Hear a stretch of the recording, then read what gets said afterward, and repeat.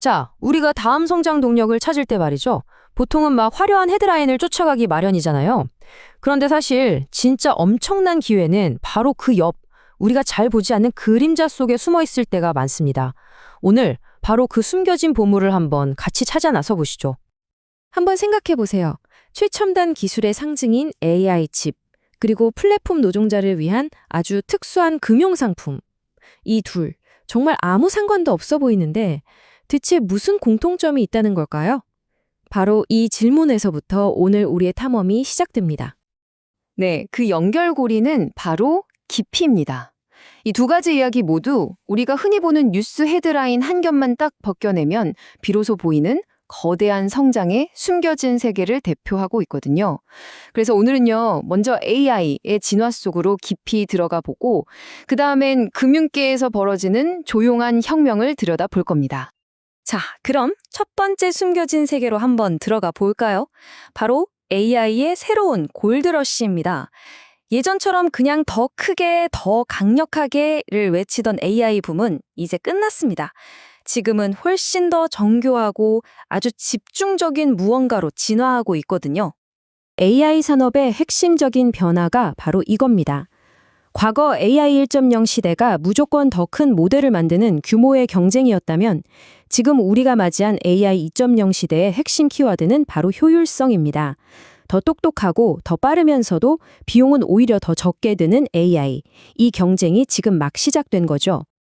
그리고 이 효율성이라는 변화에 얼마나 어마어마한 돈이 몰리고 있는지 한번 보세요. 구글, 아마존, 메타 같은 빅테크 기업들의 연간 설비 투자, 즉 캐펙스가 2026년을 향해 정말 무섭게 치솟고 있습니다. 이 천문학적인 돈이 어디로 가고 있냐? 바로 차세대 AI 인프라, 즉 효율성을 잡기 위해서라는 아주 명백한 증거죠. 그럼 그 효율성은 대체 어떻게 만들어내는 걸까요? 핵심은 아주 간단합니다. 바로 분업이에요. 마치 잘 짜인 공장 조립 라인 같다고 생각하시면 됩니다. 문맥을 이해하는 일은 이 녀석한테, 또 답변을 생성하는 일은 저 녀석한테. 이렇게 AI 작업의 각 단계를 가장 잘하는 전문 GPU에게 따로 맡기는 거죠. 엔비디아는 이 똑똑한 전략을 분리형 추론 아키텍처라고 부릅니다. 효율을 정말 극단적으로 끌어올리는 거죠. 그리고 이런 전략을 현실로 만들어주는 게 바로 루빈 플랫폼 같은 차세대 하드웨어입니다. 여기서 진짜 재밌는 게 뭐냐면요. VR1000, CPX, VR300 같은 칩들이 쓰는 메모리가 HBM4, GDDR7처럼 제각각 다르다는 거예요. 이게 뭐를 의미하겠어요? 특정 작업에 맞춰서 하드웨어 자체를 완벽하게 최적화했다는 뜻입니다. 분리형 아키텍처를 위한 완벽한 지원 사격인 셈이죠. 자, 이런 거대한 AI 트렌드는 그 공급망을 따라서 새로운 승자들을 만들어내고 있습니다. 바로 한국의 소부장, 즉 소재, 부품, 장비 기업들입니다. 여기 하나머티리얼즈, TCK 같은 기업들의 주가 상승률 좀 보세요. 정말 놀랍지 않나요?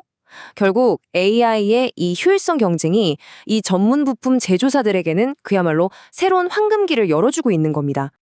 자, 이제 분위기를 좀 바꿔서 두 번째 숨겨진 세계로 넘어가 보겠습니다. 바로 금융의 조용한 혁명입니다. 거대한 은행들이 모두 똑같은 고객을 잡으려고 치열하게 경쟁하는 동안 사실 시장의 가장자리에서는 완전히 새로운 게임의 규칙이 쓰여지고 있었습니다. 이 조용한 혁명 뒤에는 세 가지 거대한 변화가 있었어요. 첫째, 이제 더 이상 은행만 돈을 빌려주는 시대가 아닙니다. 핀테크가 있잖아요. 둘째, 예전에는 금융 기록이 부족해서 아예 소외됐던 사람들이 새로운 고객으로 떠올랐고요. 그리고 마지막 셋째, 실시간 데이터를 활용하는 완전히 새로운 방식의 신용평가가 나타났습니다. 바로 이 틈새에서 지금 기회가 폭발하고 있는 거죠. 72%.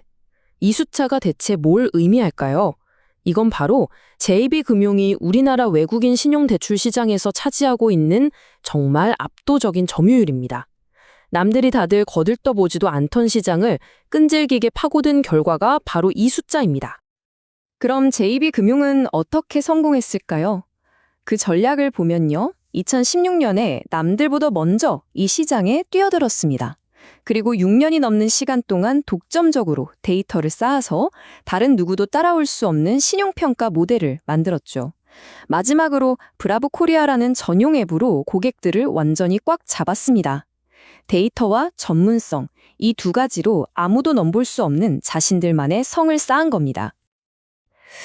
그런데 이게 과연 한국에만 해당하는 이야기일까요? 절대 아닙니다. 자, 88% 믿겨지세요?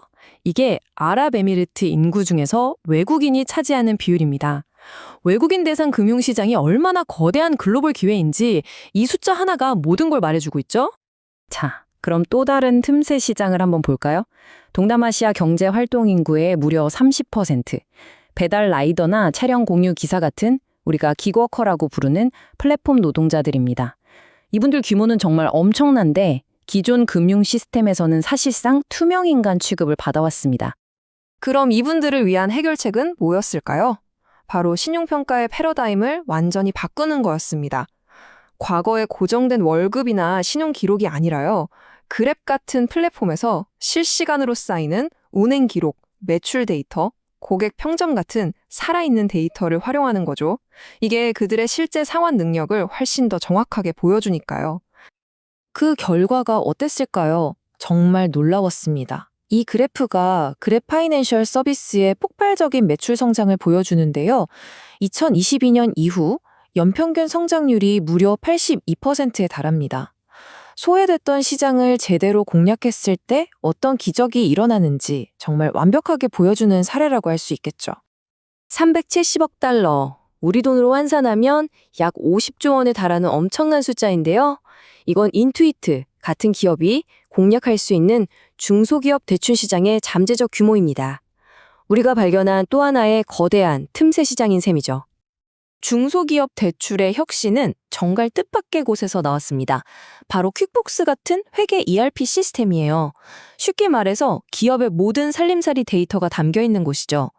예전처럼 느리고 복잡한 서류 심사 대신 이 시스템 안에 있는 실시간 매출과 재고 데이터를 활용해서 신용을 평가하는 겁니다. 인투이트나 국내의 DJ뱅크 같은 곳이 바로 이 방식으로 시장의 판도를 바꾸고 있습니다. 자, 지금까지 AI와 금융, 전혀 다른 두 세계를 살펴봤는데요. 사실 이 두 이야기를 관통하는 아주 강력한 주제가 하나 있습니다. 그건 바로 미래는 전문화에 있다는 겁니다. 이 말을 한번 곱씹어 보시죠. 가장 큰 성과는 완전히 새로운 것을 창조하는 데서만 나오는 게 아니라 기존에 있던 것을 완벽하게 만들고 소외된 이들을 만족시키는 데서 나온다. 오늘 우리가 살펴본 모든 이야기가 바로 이 문장 하나에 다 담겨 있습니다. 두 이야기가 어떻게 딱 맞아 떨어지는지 한번 보세요. AI는 거대한 범용 모델에서 효율적인 전문 칩으로 진화했고요. 금융은 대중시장 고객에서 틈새 그룹을 위한 맞춤형 대출로 진화했습니다. 공통점이 보이시나요? 둘 다 무작정 규모를 키우는 경쟁에서 벗어나서 아주 지능적이고 정밀한 집중 전략으로 이동했다는 겁니다. 그래서 오늘 분석의 핵심 결론은 이겁니다. 미래 성장의 열쇠는 바로 정밀함에 있다는 것. 기존 산업을 잘 들여다보고 거기서 비효율이나 소외된 그룹을 발견한 다음에 그곳에 딱 맞는 특화된 해결책을 적용하는 것. 이것이야말로 숨겨진 성장을 찾아내는 공식이라고 할 수 있겠습니다. 오늘 우리는 AI의 효율성, 그리고 금융의 틈새 시장이라는 두 개의 숨겨진 성장 세계를 함께 탐험했습니다.